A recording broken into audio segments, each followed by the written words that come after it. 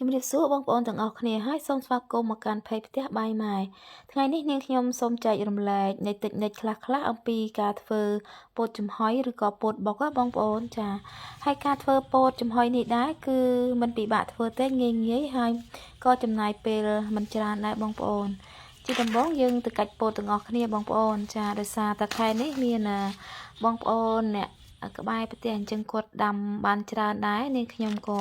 ទៅចែកគាត់ខ្លះៗអញ្ចឹងបងប្អូននៅក្នុងចំការពោតណាចាពោតយើងអាចយកទៅធ្វើបង្អែមច្រើនមុខបានណាបងប្អូន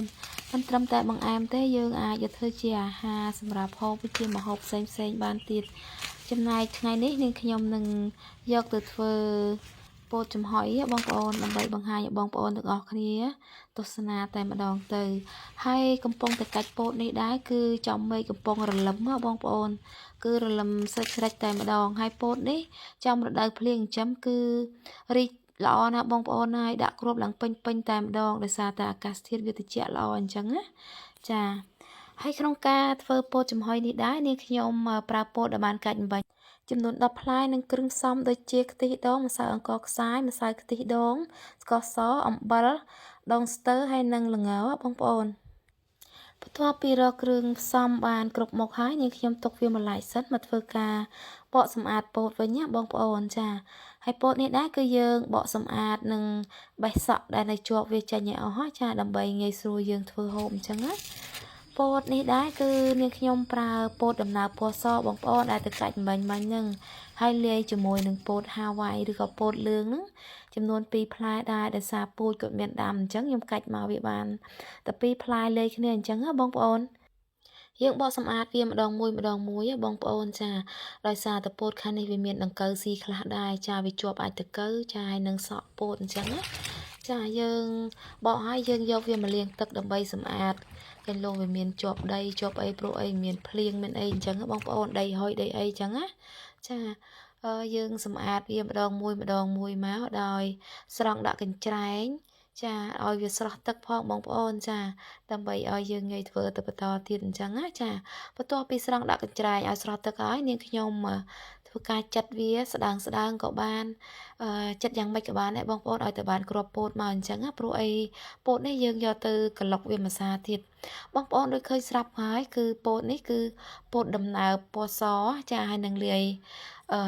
ពោតលឿងហាវ៉ៃនេះចំនួន2ផ្លែដោយសារតែកាច់មកវាមានដោយអញ្ចឹងណាតាពូជវាអញ្ចឹងណាបងប្អូនចាបន្ទាប់មកទៀតនាងខ្ញុំយកទៅក្លុកជាមួយខ្ទិះដូងស្ករសនិងអំបិលបន្តិចណាបងប្អូនយើងក្លុកវាឲ្យរាងម៉ត់ដែរបងប្អូនហើយគ្រឿងក្រូវយើងដាក់តាមសមាជិកគ្រួសារដែរបងប្អូនមានច្រើនដាក់ច្រើនមានតិចដាក់តិចអញ្ចឹងយើងក្លុកបានម៉ត់ប៉ុណ្ណឹងហើយនេះខ្ញុំដាក់ចូលឆ្នាំងបន្ទាប់មកដាក់ម្សៅខ្ទិះដូងចំនួន1ចានចង្កឹះម្សៅខ្សាយចំនួន2ចានចង្កឹះអញ្ចឹងបងប្អូនចាហើយស្ករសនេះខ្ញុំដាក់ជាមួយក្នុងពោតក្លុកបាញ់ហើយបងចង់ផ្អែមខ្លះយើងអាចថែមពេលក្រោយទៀតក៏បានដែរបងប្អូននឹងហើយដាក់ដូងស្ទើនៅក្នុងនឹងដែរបងប្អូនហើយអំបិលក៏ដាក់ហើយនៅពេលដែលយើងកិនពោតមិញហ្នឹងចាបន្ទាប់មកទៀតនាងខ្ញុំដាក់ចូលថាសជ្រុងរបៀបនេះបងប្អូនចាគឺចាក់ចូលរបៀបនេះមកដើម្បីយកទៅចំហុយហើយឆឹងចំហុយនាងខ្ញុំដាំទឹកឲ្យពុះហើយបានយកថាសដែលបានចាក់ចូលមិញហ្នឹងយកមកចំហុយតែម្ដងបន្ទាប់ពីដាក់ចំហុយរួចហើយនាងខ្ញុំមកលីងល្ងវិញម្ដងបងប្អូនចាប្រើល្ងសក៏បានខ្មៅក៏បានដែរបងប្អូនលីងឲ្យឆ្អិនហើយយើងបុកវាមិនបាច់ខ្ទេចពេកបានដែរបងប្អូនគឺញុំក៏បានដែរដើម្បីឲ្យញ៉ាំទៅធំក្លិនល្ងខ្លាំងហើយល្ងនេះដែរគឺលាយជាមួយនឹងស្ករសបងប្អូនអត់បានបង្ហាញទេរយៈពេល30នាទីនំពោតរបស់នាងខ្ញុំក៏បានឆ្អិនដែរហើយក៏បានដាក់មកកូនចានអញ្ចឹងដែរដើម្បីបង្ហាញបងប្អូនអញ្ចឹងណាចាហើយនំនេះដែរគឺ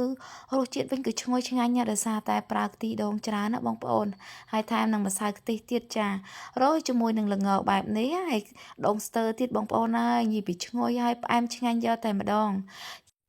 ហើយមួយថាសទៀតនាងខ្ញុំកាត់ជាកង់អញ្ចឹងណាបងប្អូននិយាយពីថាឈ្ងុយឆ្ងាញ់តែម្ដងរបៀបធ្វើមានតែប៉ុណ្្នឹងទេអរគុណបងប្អូនទាំងអស់គ្នា